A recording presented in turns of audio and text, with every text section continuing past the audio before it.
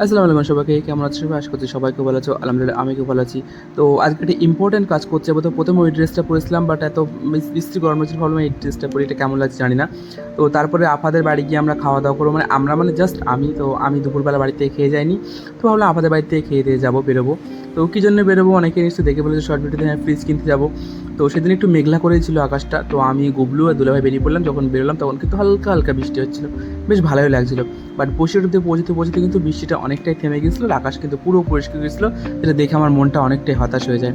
তারপরে আমাদের ভ্যাবলা রেলগেট, এখানে মানে রেলগেটটা উঠে গেলে মানে সে মহাভারতের যুদ্ধ বাঁধে, ওই সাইডের লোক আর এই সাইডের লোক। তো যাই হোক, তারপর আমি প্রথমেই চলে গেলাম খোসলা ইলেকট্রনিক্সে। তো খোসলা ইলেকট্রনিক্সে গুবলু গিয়ে যে ফ্রিজটা পছন্দ করলো, ওটার মানে মার্কেট প্রাইস ছিল 1 লাখ কত টাকা। তারপর ওটা বলে ডিসকাউন্ট করে নাকি 90,000 কতর মধ্যে সামথিং আসবে। তো ওটা তো আমার সম্পূর্ণ আমাদের অকাতের বাইরে, একদম এই আয়ত্তের বাইরে। দেখতে পাচ্ছে ফ্রিজটা কত সুন্দর দেখাচ্ছে, তো ওটা সম্পূর্ণ অকাতের বাইরে আমার একদম, কারণ আমাদের ব্যালেন্স খুবই কম ছিল। তারপরে এখান থেকে কিছু কিছু দেখার পরে আমরা এখান থেকে চলে গেলাম গ্রেট ইস্টার্ন। গ্রেট ইস্টার্নের কিছু কিছু ব্রাঞ্চ নিশ্চয়ই তোমাদের সাইডেও আছে, মানে যাদের যে যেখান থেকে ভিডিওটা দেখছো আর কি। আমার মালাঞ্চ একটা আছে, আমাদের বসিরহাটের একটা আছে। তো আমরা বসিরহাটেরটা গেছিলাম, গিয়ে কিন্তু এই ফ্রিজটা আমি প্রথমে দেখেছিলাম। যদি বললো দেখো এই ফ্রিজটা দেখো ভালো লাগছে কিনা। তো এটা 2 স্টার 308 লিটারের একটা ফ্রিজ, গোদরেজ কোম্পানির।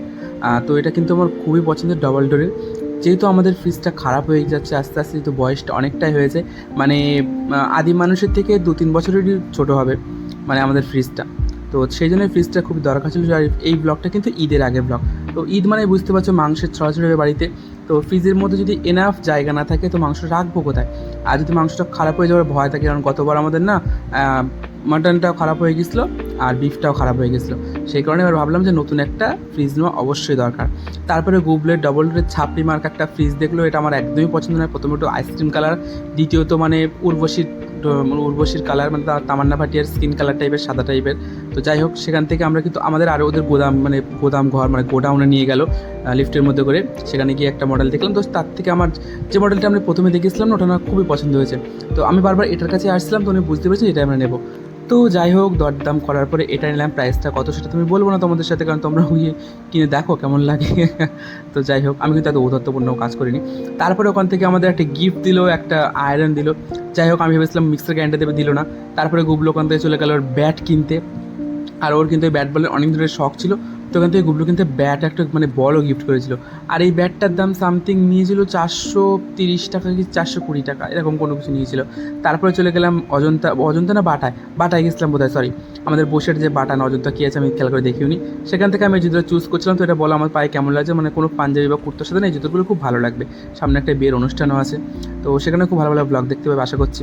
তারপরে গুবলুর জন্য এই কিটোটা নিয়ে রয়েছে, তোর কিটো খুব পছন্দ। তারপরে চললাম সেখানে মিষ্টির দোকান বলতে খোলা পোতা না, ময়লা কোলার ওখানে একটা দোকান আছে। ওখান থেকে কিন্তু মিষ্টিটা আমার খুব ভালো লাগে। তো সেখান থেকে একটু মিষ্টি দেখে নিলাম, যেহেতু বাড়িতে একটু মিষ্টি নিয়ে যাওয়া দরকার, যে নতুন ফ্রিজ নিয়েছি। সেখান থেকে চলে গেলাম মানে ক্রিমসে, মানে আমাদের বসিরহাট ভ্যাবলা স্টেশনে ক্রিমস বলে একটা ছোট্টখাট্ট বেকারি আছে, বেকারি বলবো। ওখানে সব ধরনের জিনিসপত্র আছে, টুকটাক বেকারির সমস্ত জিনিসপত্র।